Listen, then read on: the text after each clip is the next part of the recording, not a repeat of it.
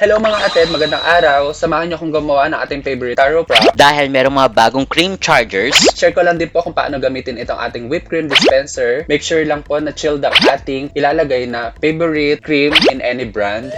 Then, i-prepare natin ang ating cream chargers at ilagay sa kanyang bulb. I-twist and turn lang natin. Then, pagka tumigas na ang kanyang pagpihit, bilisan lamang natin ito and shake well.